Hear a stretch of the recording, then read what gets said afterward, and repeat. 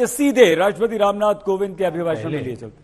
आप सबने मुझ पर अपार भरोसा जताया था और अपने निर्वाचित जनप्रतिनिधियों के माध्यम से मुझे भारत के राष्ट्रपति के रूप में चुना था। आज मेरा कार्यकाल पूरा हो रहा है। इस अवसर पर मैं आप सभी के साथ कुछ बातें साझा करना चाहता हूं। सबसे पहले मैं आप सभी देशवासियों के प्रति तथा आपके जनप्रतिनिधियों के प्रति हार्दिक कृतज्ञता व्यक्त करता हूं।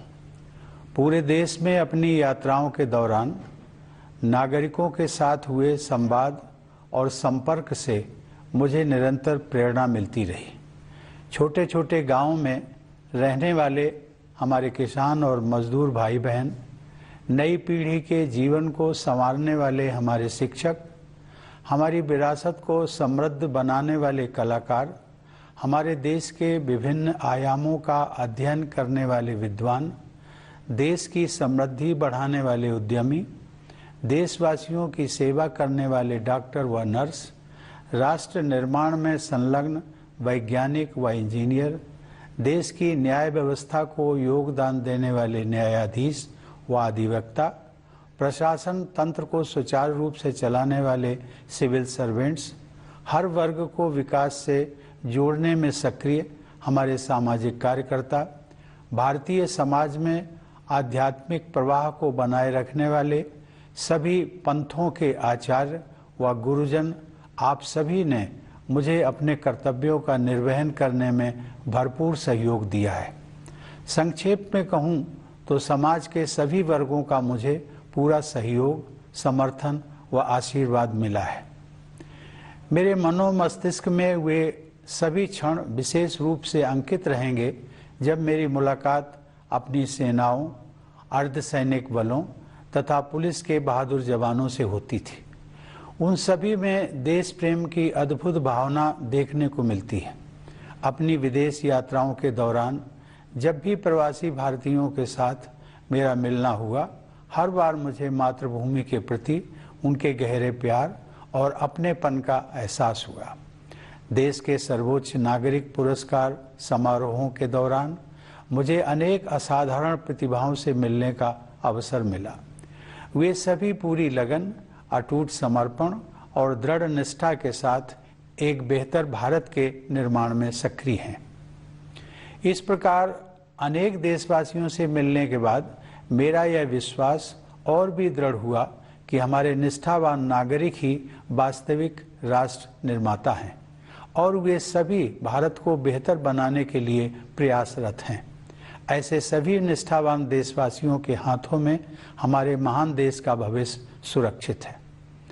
प्यारे देशवासियों, अपने इन अनुभवों से गुजरते हुए अक्सर मुझे अपना बचपन भी याद आता रहा है कि किस तरह महत्वपूर्ण ऐतिहासिक घटनाएं हमारे व्यक्तिगत जीवन को प्रभावित करती रहीं। जब अपने छोटे से गांव में एक साधारण बालक के नज़रिए से मैं जीवन को समझने की कोशिश कर रहा था, तब देश को आज़ादी हासिल किए हुए कुछ ही साल हुए थे। देश के पुनर्निर्माण के लिए लोगों में एक नया जोश दिखाई देता था। उनकी आंखों में नए सपने थे। मेरे दिलो दिमाग में भी एक धुंधली सी कल्पना उभर रही थी कि एक दिन शायद मैं भी अपने देश के निर्माण में भागीदारी कर सकूंगा। कच्चे घर में गुजर बसर करने वाले एक परिवार के मेरे जैसे साधारण बालक के लिए हमारे गणतंत्र के सर्वोच्च संवैधानिक पद के बारे में कोई भी जानकारी होना कल्पना से परे था। लेकिन यह भारत के लोकतंत्र की ताकत है कि इसमें हर नागरिक के लिए ऐसे रास्ते खुले हैं जिन पर चलकर वह देश की नियति को संवारने में अपनी महत्वपूर्ण भूमिका निभा सकता है।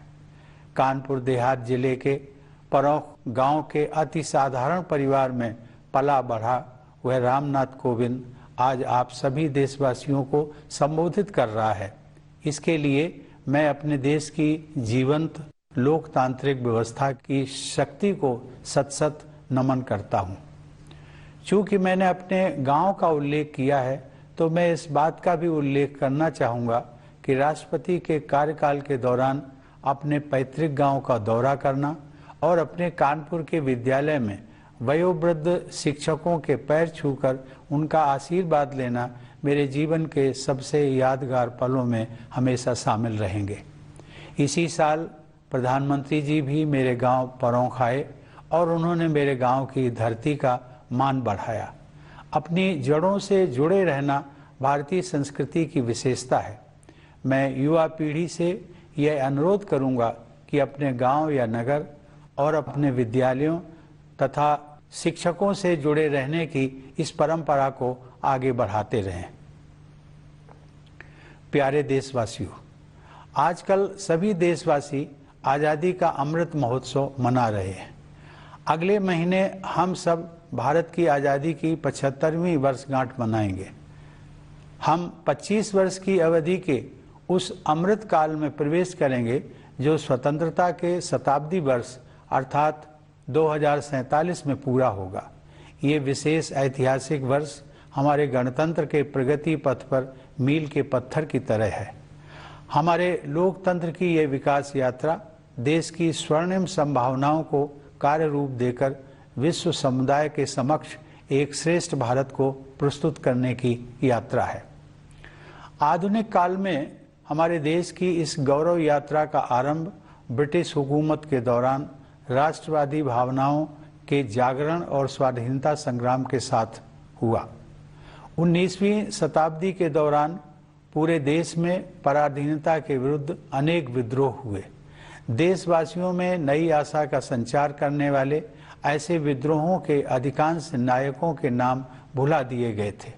अब उनकी वीर गाथाओं को आदर सहित याद किया जा रहा है। 19वीं सदी के अंतिम तथा 20वीं सदी के आरंभिक वर्षों में नवीन जन चेतनाओं का संचार हो रहा था और स्वाधीनता संग्राम की अनेक धाराएं प्रवाहित हो रही थी।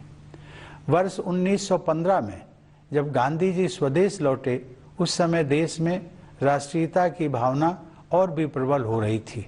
अनेक महान जन नायकों की उज्जवल आकाश गंगा का जैसा प्रकाश हमारे देश को 20वीं सदी के आरंभिक दशकों में प्राप्त हुआ, वह विश्व इतिहास में अतुलनीय है।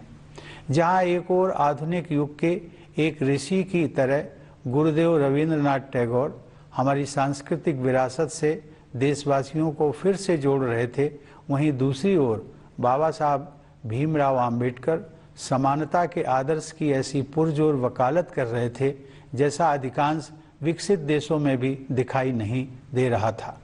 तिलक और गोखले से लेकर भगत सिंह और नेताजी सुभाष चंद्र बोस तक, जवाहरलाल नेहरू, सरदार पटेल और श्यामा प्रसाद मुखर्जी से लेकर सरोजिनी नायडू और कमला देवी चट्टोपाध्याय तक, ऐसी अनेक विभूतियों का केवल एक ही लक्ष्य के लिए तत्पर होना मानवता के इतिहास में अन्यत्र नहीं देखा गया है।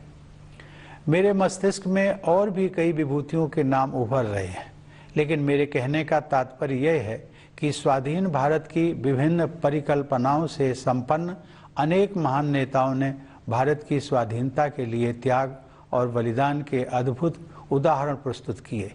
इसमें कोई संदेह नहीं है कि स्वाधीनता संग्राम पर गांधी जी के परिवर्तनकारी विचारों का प्रभाव सबसे अधिक पड़ा और उस दौरान उन्होंने कोटि कोटि देशवासियों की जीवन धारा को नई दिशा दे दी। देवी और सज्जनों, लोकतंत्र के जिस पथ पर हम आज आगे बढ़ रहे हैं, उसकी रूपरेखा हमारी संविधान सभा द्वारा तैयार की गई थी। उस सभा में पूरे देश का प्रतिनिधित्व करने वाले अनेक महानुभावों में हंसाबेन मेहता, दुर्गाबाई देशमुख, राजकुमारी अमृत कौर तथा सुचेता कृपलानी सहित 15 महिलाएं भी शामिल थीं।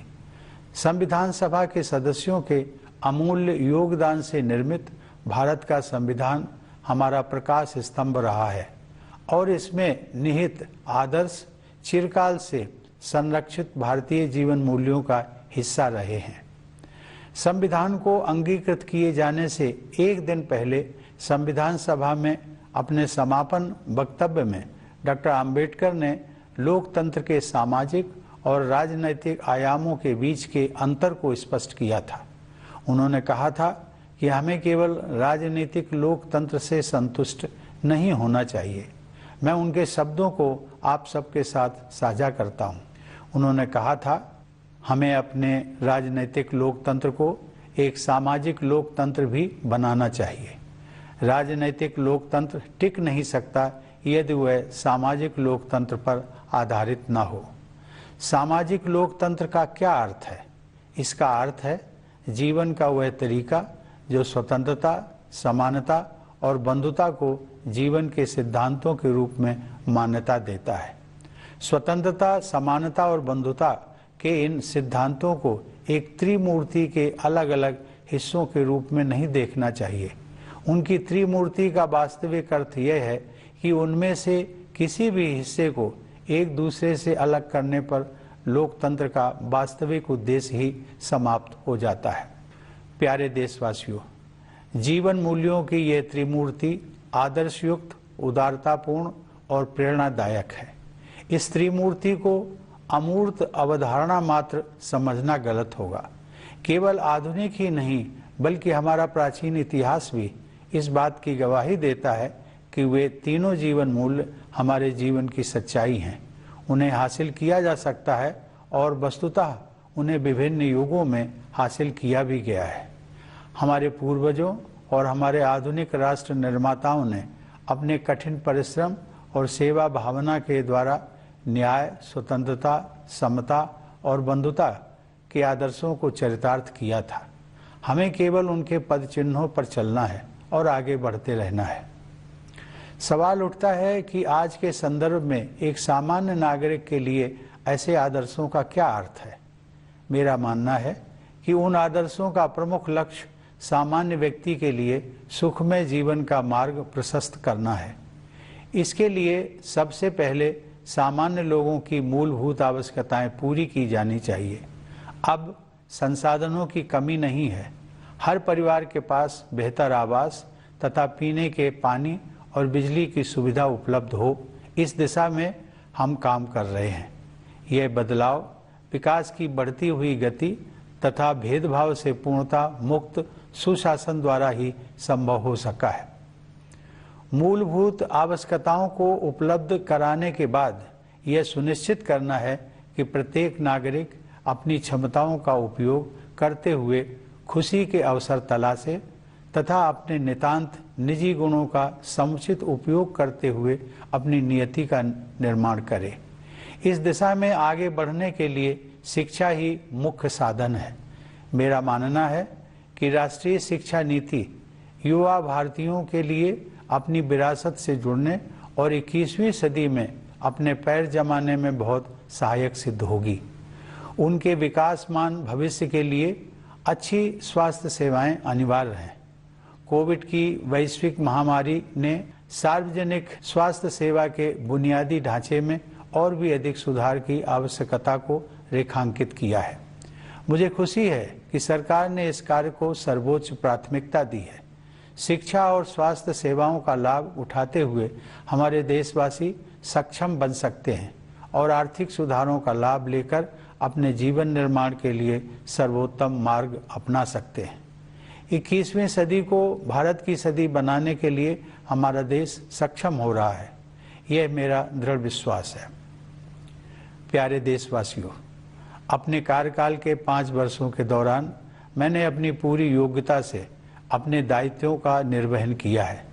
मैं doctor Rajendra Prasad, doctor S Radhakrishnan और डॉक्टर APJ अब्दुल कलाम जैसी महान विभूतियों का उत्तराधिकारी होने के नाते बहुत सचेत रहा हूँ।